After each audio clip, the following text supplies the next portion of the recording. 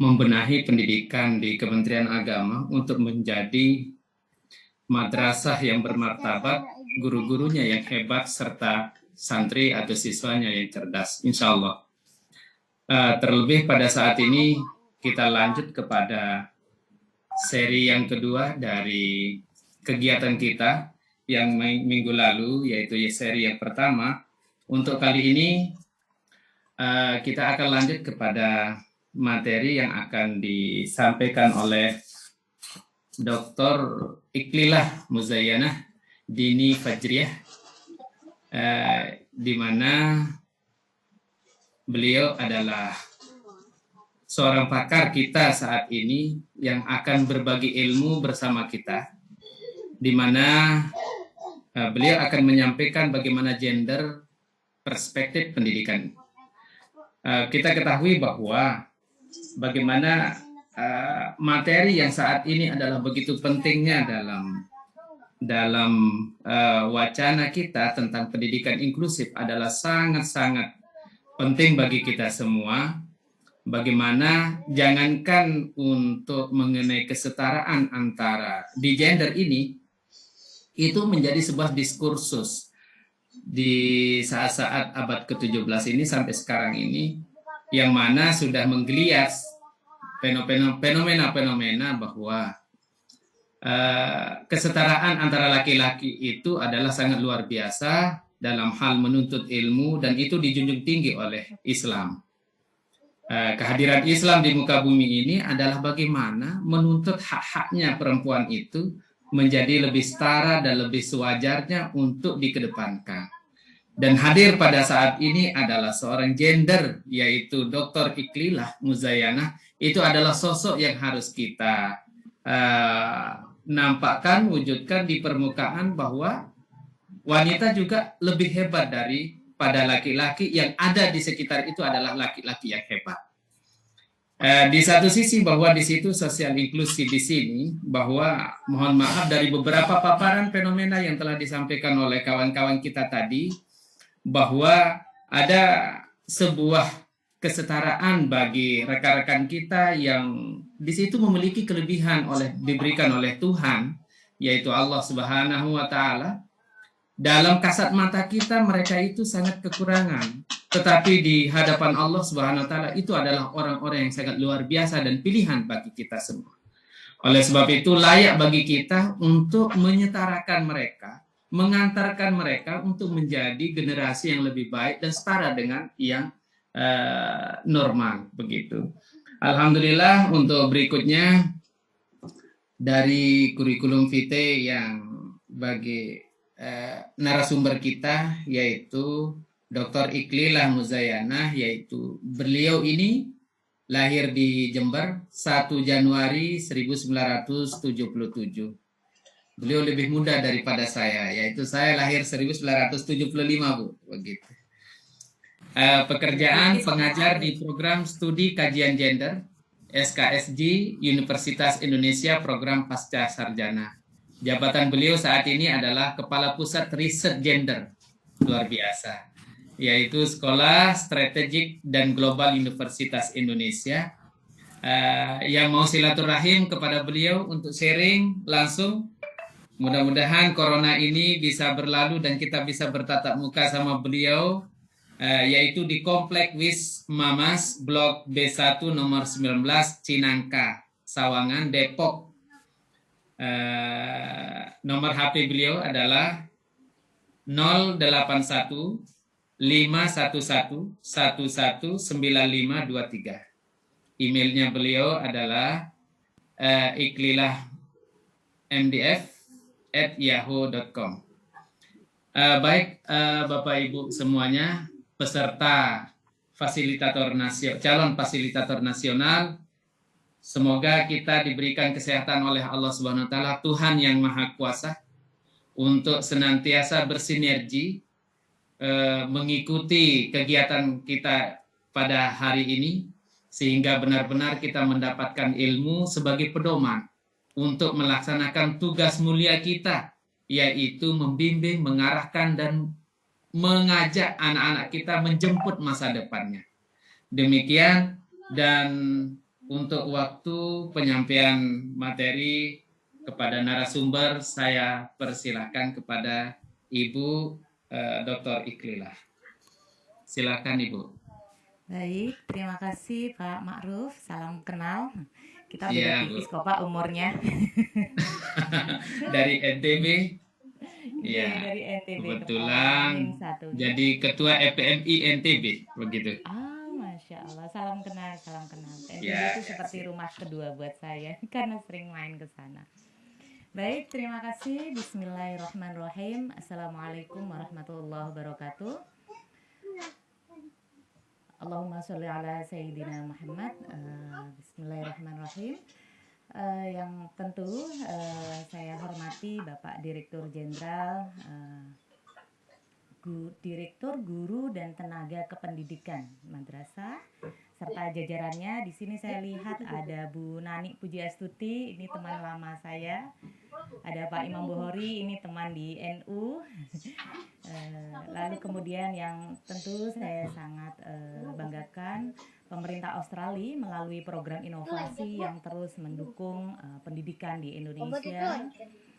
Seluruh jajaran pengurus Forum Pendidik Madrasah Inklusif. Di sini yang saya sudah kenal itu Pak Pri Supriyono atau Lek Pri ya ternyata panggilannya. Gitu, dan seluruh pengurus yang lain nih baru kenal juga dengan Pak Ma'ruf. Itu seluruh pendamping fasilitator FPMI, calon fasilitator, seluruh peserta TUT, fasilitator madrasah inklusif, baik kepala, guru dari tingkat RA, MI, MTS, MA, dan tentu saja Pak Ma'ruf, kepala Min 1 Lombok Tengah yang saya banggakan. Perkenalkan, saya Iklilah, saya sehari-hari sudah dikenalkan tadi di Universitas Indonesia, tetapi saya adalah produk madrasah. Jadi saya MI itu Madrasah Ibtidaiyah Ma'arif di Jember, MTS-nya saya di MTS Negeri Jombang, aliyahnya saya di Madrasah Ma'arif Singosari. Saya adalah keluarga besar para peserta yang ada di ruangan ini. Jadi salam kenal dan semoga pertemuan ini menjadi awal silaturahmi yang penuh barokah ke depan. Asli santri jadinya Ibu. Ya kebetulan pernah mondok. Nggak lama sih, dari MI, dari MTS, aliyah, dan waktu kuliah karena di Institut Ilmu Al-Quran, jadi kita tinggal di asrama dengan sistem pesantren. Begitu. Institut Ilmu Al-Quran lagi.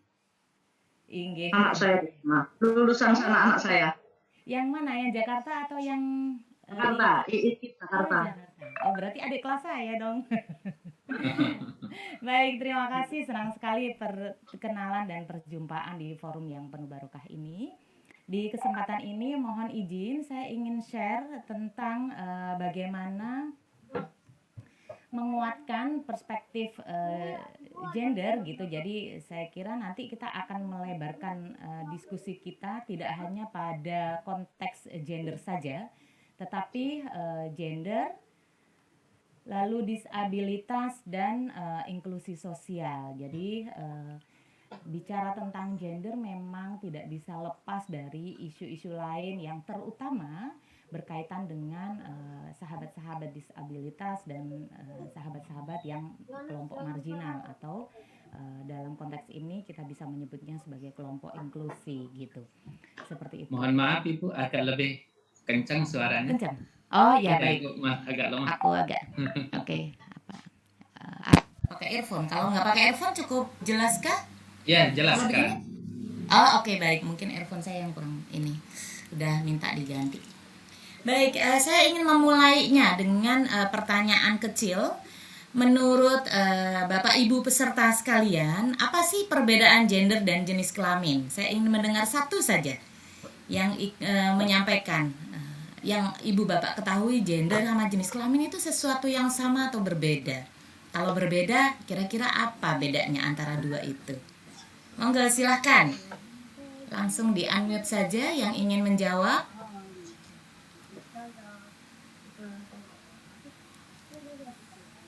Adakah? Kalau nggak ada nanti saya panggil loh.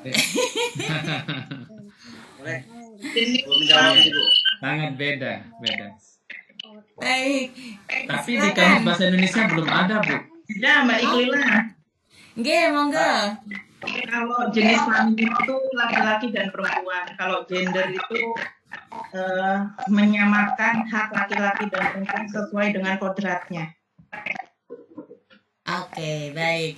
Terima kasih. Ini tadi saya nggak kelihatan. Dengan Ibu siapa nggih yang menjawab? Endah. Oh, Bu Endah. Oke, terima kasih Bu Endah. Ya, jadi kalau tadi Bu Endah sampaikan, kalau jenis kelamin itu laki-laki dan perempuan, gitu. Tapi kalau gender itu sebenarnya belum bicara tentang hak, bicara tentang kewajiban belum. Tetapi gender itu bicara tentang hal-hal yang dikaitkan dengan jenis kelamin, gitu. Berarti karakteristik ya Bu ya. Gimana? Bukan kelamin. Kalau jenis kelamin kan laki-laki perempuan, tapi kalau gender itu kan karakteristik laki-laki dan perempuan Ibu, gitu ya. Betul. Dibentuk oleh lingkungan sosial yang ada di sekitarnya. Waduh, 100 buat Pak Hafid. Oke, jadi kalau gender itu seperti Pak Hafid bilang, karakteristik. Selain karakteristik juga peran, jabatan gitu ya, tugas gitu, tanggung jawab begitu. Yang itu nanti dihubungkan atau dikaitkan dengan jenis kelaminnya gitu. Nah, di isu ini tentu akan sangat terkait erat dengan pendidikan karena ada banyak sekali isu-isu gender yang itu berkelindan ya dalam keseharian di dunia pendidikan. Nanti kita akan coba diskusikan lebih lanjut.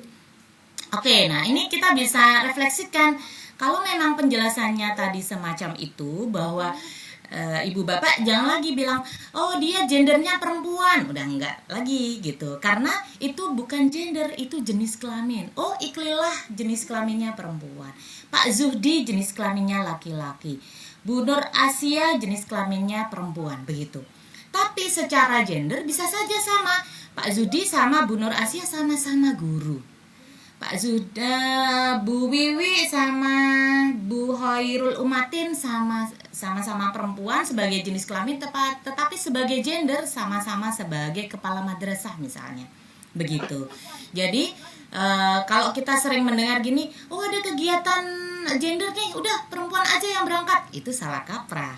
Karena wacana gender itu juga berbicara tentang laki-laki. Jadi tidak hanya bicara tentang perempuan, tetapi juga berbicara tentang laki-laki. Tetapi kalau melihat gambar ini, kita akan menjadi berpikir, kenapa ya secara jenis kelamin laki-laki dan perempuan itu yang dibicarakan secara umum, meskipun tidak semuanya, tapi kebanyakan kita dengar itu mereka berbeda obrolannya, gosipnya beda, gitu, rumpiannya beda. Kalau laki-laki misalnya di gambar sini ada games gitu ya, ada memancing, ada pesawat, ada mobil, ada remote, ada uang gitu. Kalau perempuan ada bandana, ada cincin, ada high heels, ada gunting gitu ya, ada dot bayi gitu. Misalnya seperti itu. Itu kenapa ya mereka berbeda gitu. Nah, perbedaan itu sesungguhnya bagian dari hasil konstruksi gender gitu. Karena kita sesungguhnya menjadi perempuan atau menjadi laki-laki itu sebagai produk dari proses di mana kita mengalami banyak hal yang berbeda karena jenis kelamin kita gitu. Jadi contohnya kita ini sebagai perempuan atau bapak-bapak sebagai laki-laki mendapatkan perlakuan, pengetahuan yang berbeda karena kita perempuan atau karena kita laki-laki, sehingga pengalaman laki-laki dan perempuan menjadi berbeda gitu. Contoh yang kita sering dengar, kalau kecil anak perempuan nangis waktu jatuh gak apa-apa, diperlakukan wajar, diperlakukan boleh. Tapi kalau anak laki-laki jatuh nangis, dipanis gitu, diingatkan kamu cowok kok nangis sih gitu. Itu salah satu contoh bagaimana menjadi laki-laki itu sesungguhnya produk dari konstruksi gender yang ada di lingkungan kita. Karena adanya perlakuan yang beda, pengetahuan yang beda, pengalaman yang berbeda, maka kita semua sebagai laki-laki atau sebagai perempuan melihat hal-hal yang penting itu berbeda. antara laki-laki dan perempuan. Contoh, kalau perempuan mungkin penting punya lipstik. Kalau laki-laki penting nggak punya lipstik? Bingung deh jawabnya gitu. Kata si Pak Zudi, penting Bu, saya beliin buat istri saya. Misalnya, sebagai hadiah ulang tahun misalnya. Tapi penting nggak bawa lipstik di dompet Pak Zudi? Tentu tidak. Karena apa? Karena hal yang dianggap penting oleh laki-laki dan perempuan berbeda.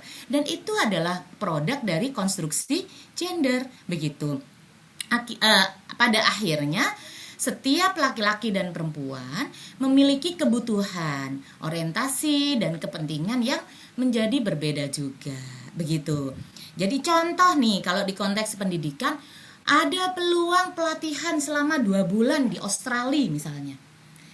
Kalau itu ditawarkan ke guru, gitu, kira-kira guru-guru laki-laki dan perempuan jawabannya langsung sama atau beda? Kemungkinannya beda.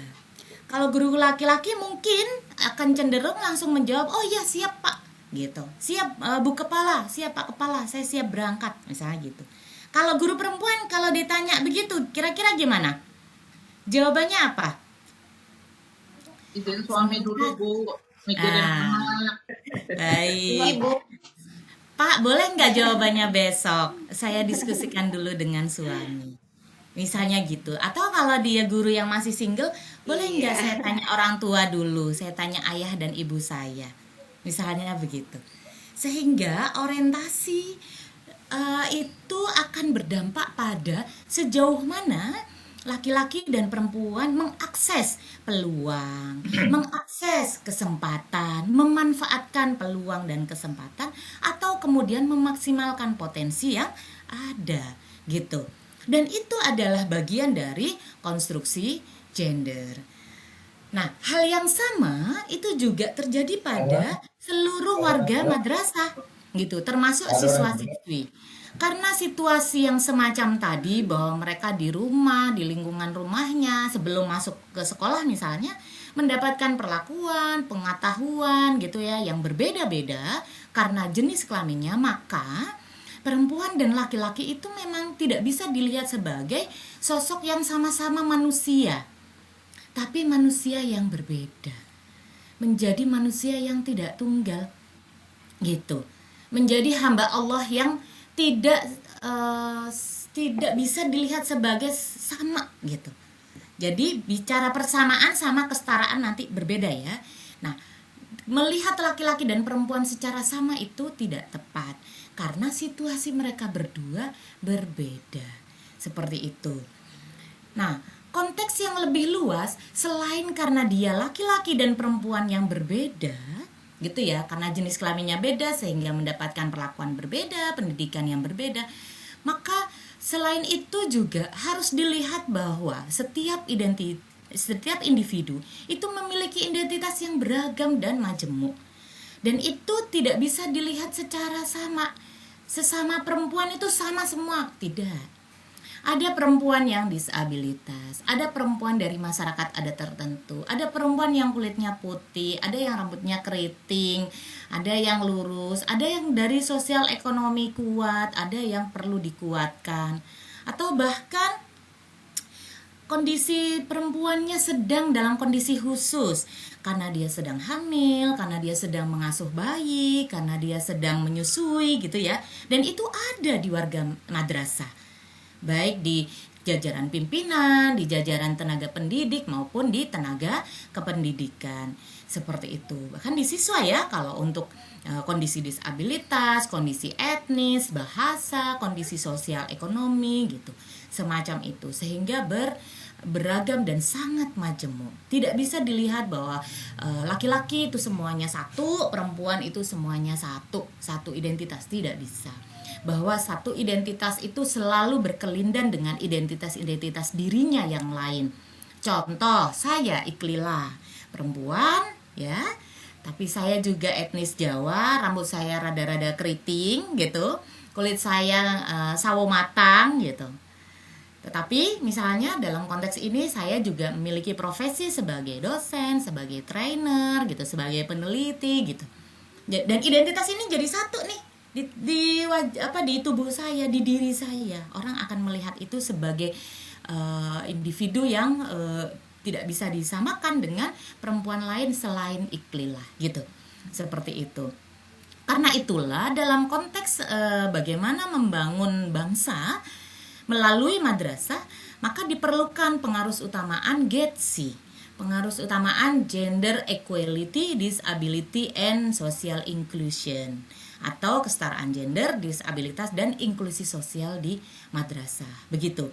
Jadi mau tidak mau, kita suka tidak suka, memang harus menggunakan perspektif ini karena keragaman warga madrasah yang kita jumpai sehari-hari gitu. Dan ini ibu bapak tidak perlu khawatir apakah kita ini melanggar aturan negara atau enggak, karena urgensi GETSI di bidang pendidikan itu sudah memiliki payung hukum yang sangat kuat di Indonesia gitu. Misalnya di dalam konteks internasional ada konvensi SIDO, konvensi anti diskriminasi pada perempuan, ada juga konvensi perlindungan disabilitas gitu ya, konvensi hak anak gitu. Itu semuanya ada gitu dan diratifikasi oleh pemerintah Indonesia.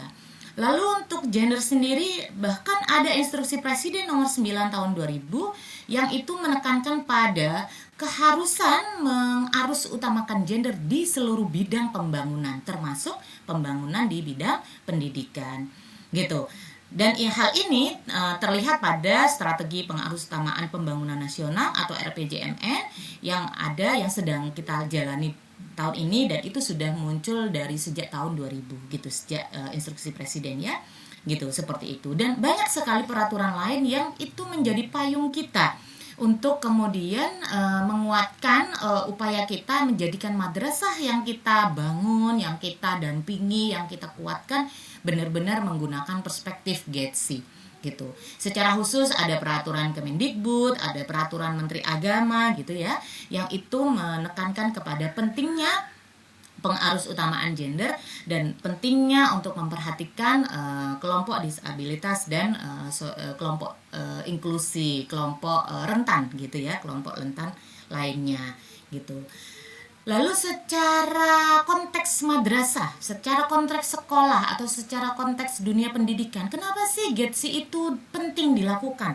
Ada banyak sekali alasan ibu bapak yang itu menguatkan argumentasi kita tentang pentingnya GETSI di madrasah gitu. Misalnya yang ini nih sebagian saja ya yang saya tulis dalam pengetahuan saya sebagai orang madrasah gitu ya, sebagai alumni madrasah dan sering berdialog dengan para guru, para dosen gitu ya. Karena bicara tentang pendidikan tidak hanya di tingkat dasar dan menengah, tetapi juga di tingkat perguruan tinggi.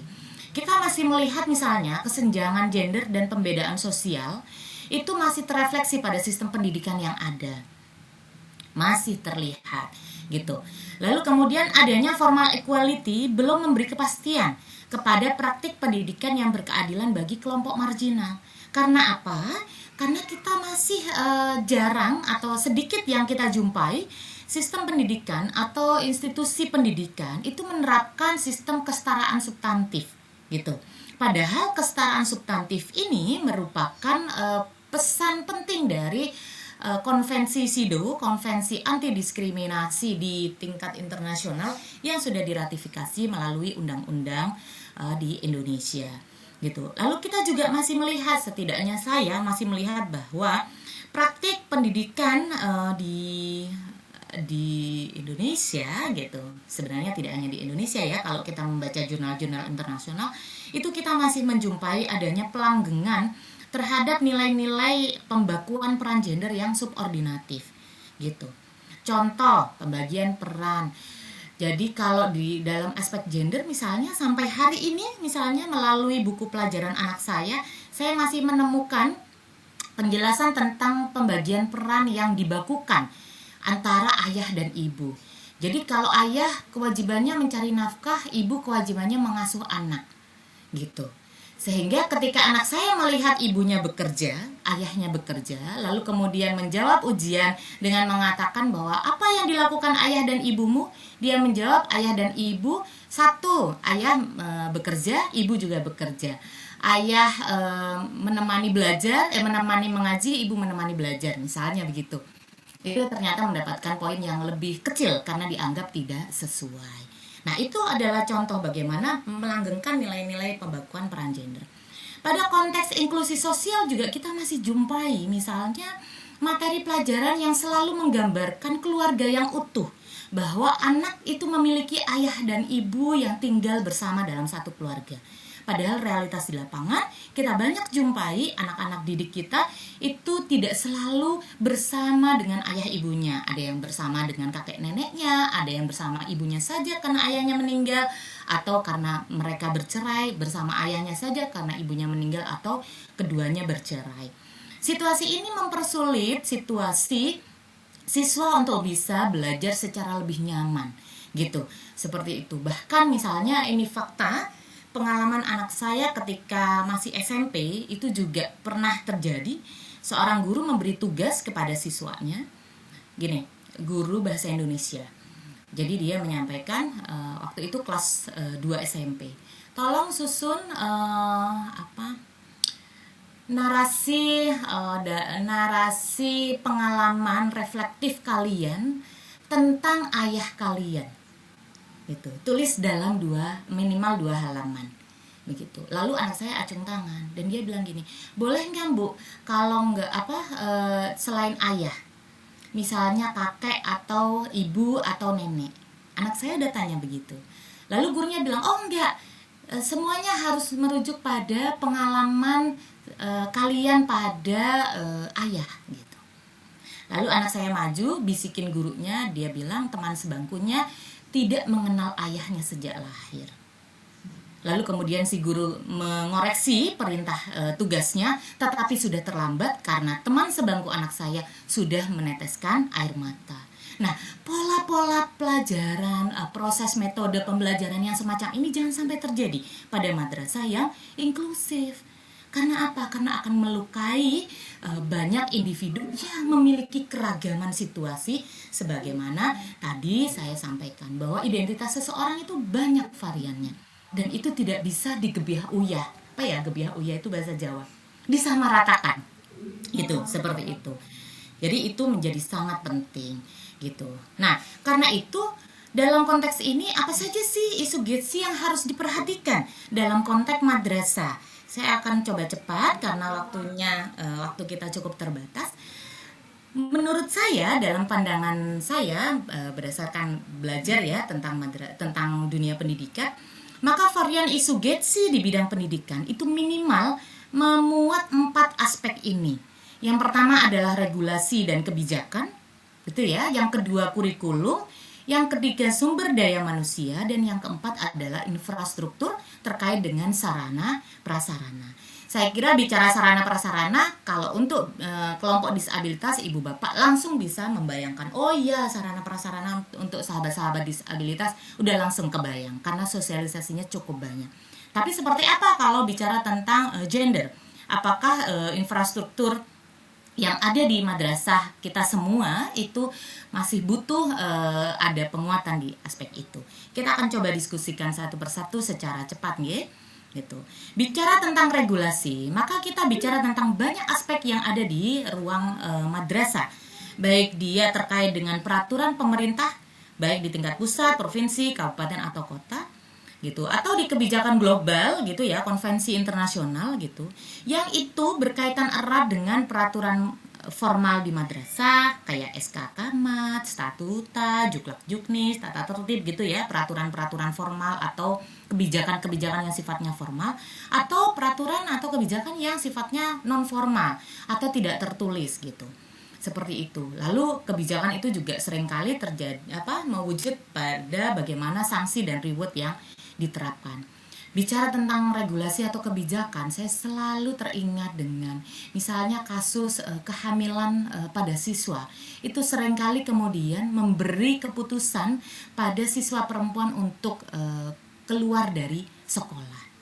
Padahal kehamilan seorang siswa perempuan itu penting dicek terlebih dahulu.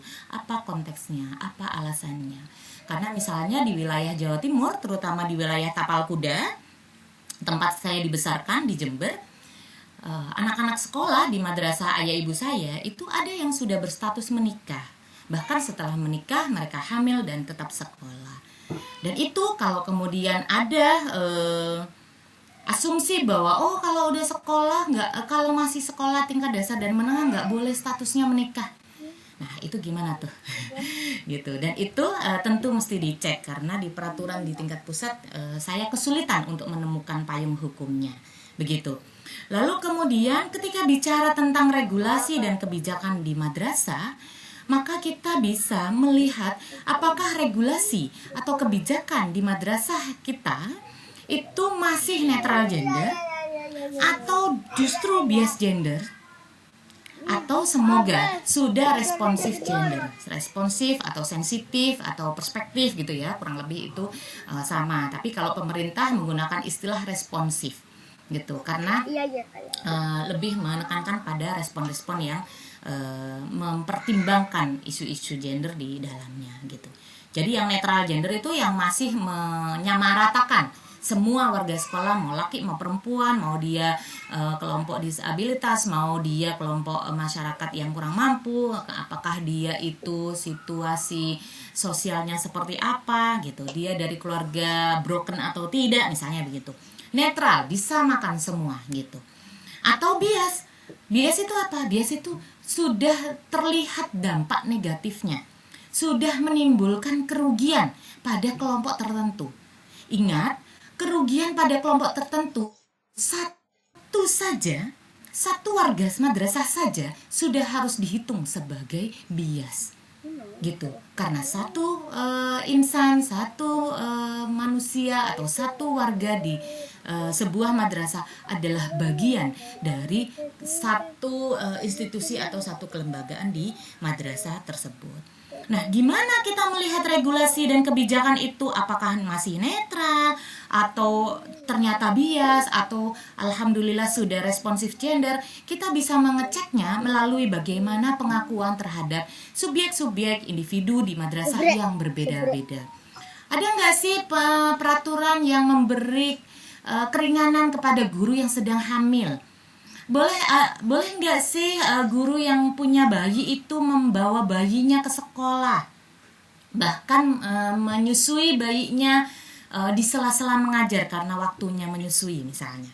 Kalau di tempat kami di S2 Kajian Gender Universitas Indonesia, saya biasa sambil mengajar sambil membawa bayi saya. Mahasiswa saya bawa bayinya di dalam kelas, tidur di bangku kosong sebelahnya gitu ya.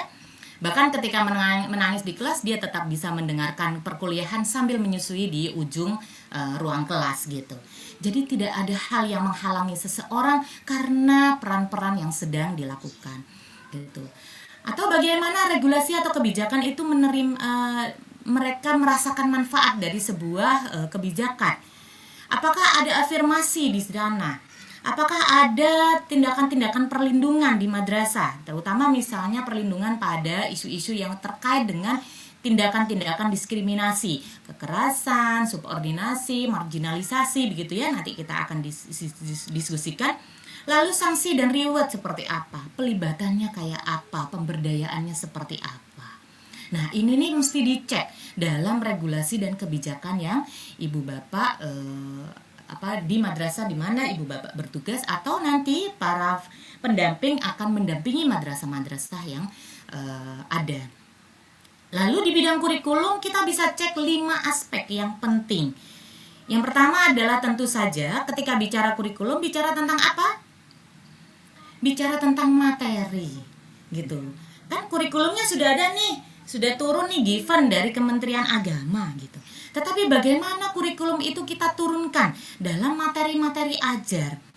Lalu dari materi ajar itu kita susun SAP-nya, silabusnya kayak apa gitu. Lalu dari situ kita akan menentukan sumber belajarnya apa saja nih. Sumber belajar yang nanti saya minta siswa kita membaca. Sumber belajar dari internet atau dari buku atau dari mana gitu. Serta tentu saja bicara tentang kurikulum, tentu juga bicara tentang strategi pembelajaran termasuk di dalamnya reward and punishment serta metode pembelajarannya gitu.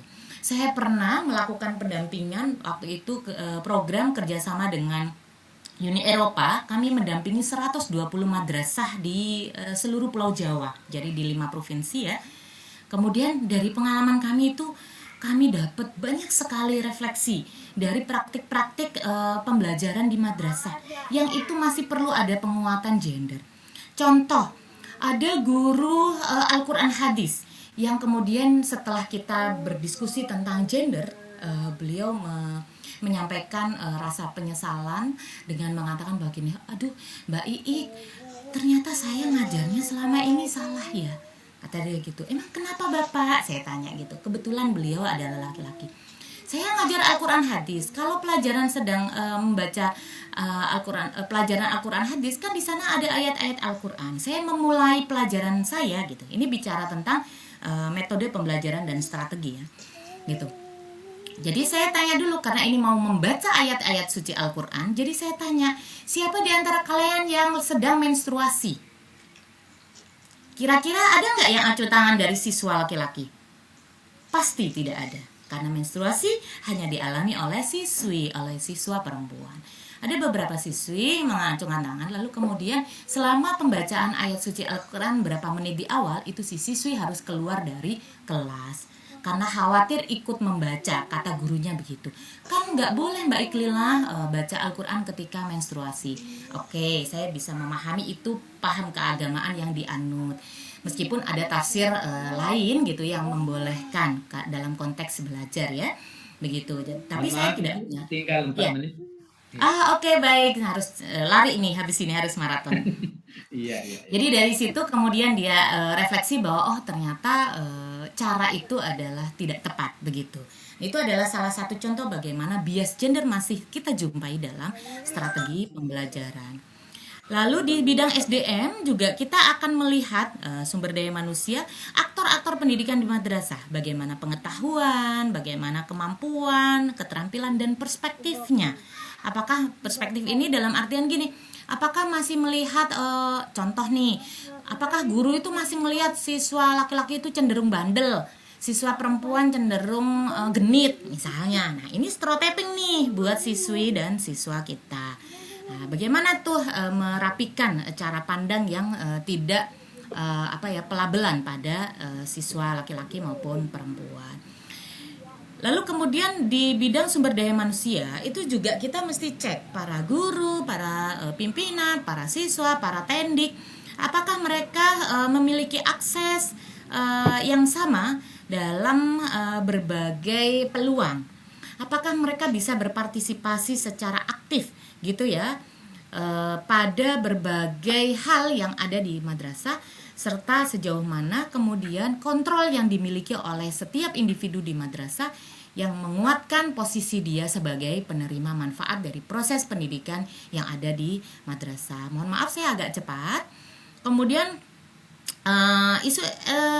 ini contoh ya, ini contoh sebagai bidang SDM di madrasah itu. Kalau peserta didik itu kita bisa lihat di apa saja, di tenaga pendidikan kayak apa, di pendidik kayak apa, di pejabat atau pengambil kebijakan atau para pimpinan tuh apa aja sih yang mesti kita lihat di sana gitu. Lalu di sarana prasarana kita juga mesti lihat bagaimana tempat belajarnya, bagaimana tempat bermain dari anak-anak kita gitu ya, waktu istirahat mereka di mana sih gitu. Kalau mereka misalnya di kantin, terus kemudian kantinnya kayak apa sih gitu. Sudah mempertimbangkan teman-teman disabilitas enggak? Sudah mempertimbangkan teman-teman dari ekonomi terbatas enggak gitu. Misalnya di satu sekolah yang saya jumpai itu kantinnya harga minimal yang dijual itu 3.000. Saya nggak bisa bayangkan buat siswi atau siswa yang sekolah dikasih bekal hanya 2.000, nggak bisa beli apa-apa di kantin gitu. Misalnya ini contoh ya gitu. Lalu musola misalnya, ini kayak apa nih tempat ibadah musolanya gimana? Apakah ruang untuk sholatnya siswi perempuan atau warga madrasah perempuan, apakah murid atau guru atau tendik itu masih ditaruh di belakang gitu ya, lebih kecil gitu ya, 1/4 dari ruang musolanya, lalu umpel-umpelan di situ, mukenanya bau pula misalnya. Nah, masih kayak gitu atau sudah berubah? Nah, itu tuh menjadi isu gender yang sangat penting gitu. Lalu soal tangga dan lain-lain begitu. Nah, faktor-faktor ini tentu menjadi bagian yang terus menjadi PR kita bersama bahwa dunia pendidikan kita itu masih kita jumpai netral atau bias gender karena ada faktor-faktor ini, dan saya kira pertemuan ini menjadi bagian dari upaya bagaimana menekan faktor-faktor yang melanggengkan praktik-praktik netral dan bias GETSI di madrasah bisa diminimalisir gitu. Nah, dalam pengaruh utamaan GETSI ada 4 aspek yang mesti dilihat, nanti ibu bapak bisa baca gitu. Lalu kemudian prinsip dari pengaruh utamaan GETSI bisa dilihat pada 4 aspek ini yang itu penting dilakukan dan penting banget para ibu bapak yang akan menjadi pendamping madrasah inklusif memperhatikan ini gitu, menjadikan bahwa hal-hal semacam ini nih harus diperhatikan. Karena itu indikator GETSI di madrasah saya coba membuat 3 tahapan hal gitu ya, yang itu mudah-mudahan bisa memudahkan ibu bapak sebagai pendamping madrasah inklusi nanti memastikan terjadinya perubahan pada situasi madrasah yang sebelumnya misalnya bias atau netral GETSI menjadi lebih sensitif atau lebih responsif atau lebih sensitif GETSI begitu. Ada 3 hal. Yang pertama kita cek situasinya, yang kedua bagaimana menekan non-diskriminasi GETSI, dan yang ketiga apa saja ruang lingkup yang harus dilakukan untuk kemudian menuju madrasah inklusif GETSI. Begitu. Di situasi GETSI tentu seperti tadi kita mesti cek apakah hal-hal terkait yang ada di madrasah itu situasinya masih netral, masih bias, atau sudah responsif, perspektif, atau sensitif GETSI. Kita bisa lihat dari 4 aspek, minimal ya 4 aspek dari segi kebijakan, kurikulum, SDM, dan infrastrukturnya. Lalu non-diskriminasi GETSI, ini juga bisa dilihat dari 4 aspek. Yang pertama adalah strotep. Seperti apa sih pelabelan, cap, bahasa lain pelabelan lagi ya, pelabelan, cap, dugaan-dugaan asumtif gitu ya, yang terkait dengan sifat-sifat itu masih ada, yang itu membedakan laki-laki dan perempuan, teman-teman yang disabilitas dengan yang tidak disabilitas misalnya itu. Ada nggak pandangan, oh kalau teman-teman disabilitas itu susah diajarinya misalnya kayak gitu, susah dinasehatinya misalnya, masih ada nggak pandangan kayak gitu? Nah kalau ada nih harus ditekan. Lalu bagaimana praktik-praktik kekerasan gitu, jadi antar siswa dan guru, guru dan siswa, antar guru, pimpinan dan bawahan gitu, tenaga pendidik dengan siswa misalnya, itu seperti apa? Apakah masih kita jumpai ada tindakan-tindakan yang memuat aspek-aspek aspek-aspek kekerasan, apakah kekerasan fisik, kekerasan psikis, kekerasan seksual, maupun kekerasan yang sifatnya ekonomi. Pungutan itu digebiak uya, nggak ada, misalnya ada sumbangan, wajib nih semua murid sumbangan 300.000 tiap siswa. Nggak ada misalnya tindakan afirmasi pada siswa yang kondisi ekonomi orang tuanya terbatas, atau pada siswa yang kondisi-kondisi tertentu. Lalu subordinasi, penomorduaan, mendahulukan kelompok-kelompok tertentu, ini nggak boleh, kecuali pendahuluan ini sifatnya afirmatif pada kelompok yang rentan, pada kelompok yang tertinggal. Misalnya, oh ini ada beberapa siswa yang terlambat pemahamannya, kalau gitu ditambahi les tambahan misalnya, itu boleh. Tetapi tindakan yang menomorduakan karena alasan-alasan selain kepentingan terbaik anak gitu ya, itu tidak boleh, itu masuk tindakan yang waktunya habis. Baik, dan yang terakhir adalah marginalisasi. Oke, ini slide terakhir Pak Hafid, Pak Ma'ruf, mohon izin. Iya. Ini ruang lingkupnya seperti tadi saya sampaikan terkait akses, partisipasi, kontrol, dan manfaat. Sehingga dengan melihat semua itu, mudah-mudahan kita semua bisa mewujudkan madrasah yang inklusif, karena sesungguhnya madrasah itu merupakan rumah kedua bagi anak-anak kita. Baik, itu saja. Terima kasih. Mohon maaf atas keterbatasan yang bisa saya sampaikan. Tentu saja ini adalah pertemuan pertama, dan diskusi lebih lanjut bisa dilakukan di banyak ruang yang kita bisa manfaatkan. Terima kasih. Sangat luar biasa Bu, sangat luar biasa. Ilmu yang diberikan kepada kita semua. Dan ini merupakan modal kita untuk bersinergi ke depan bahwa madrasah kita menjadi hebat dan bermartabat. Luar biasa. Terima kasih banyak Bu. Dan ini adalah awal kita pertemuan dan insya Allah bertemu, dan selanjutnya kita akan terus merajut pertemuan-pertemuan berikutnya untuk kita lakukan perbaikan bagaimana generasi kita mendatang. Bu. Terima kasih. Baik rekan-rekan peserta calon dari Pasnas kita, bahwa saat ini narasumber kita yang berikutnya yaitu Ibu Repelita Tambunan. Beliau adalah salah satu pakar dari JETSI. Ini adalah orang kedua dari narasumber kita, dan beberapa pengalaman beliau yang sangat luar biasa banyaknya. Bagaimana di dunia JETSI ini adalah beliau sampai tingkat internasional lah begitu, dari negara ke negara.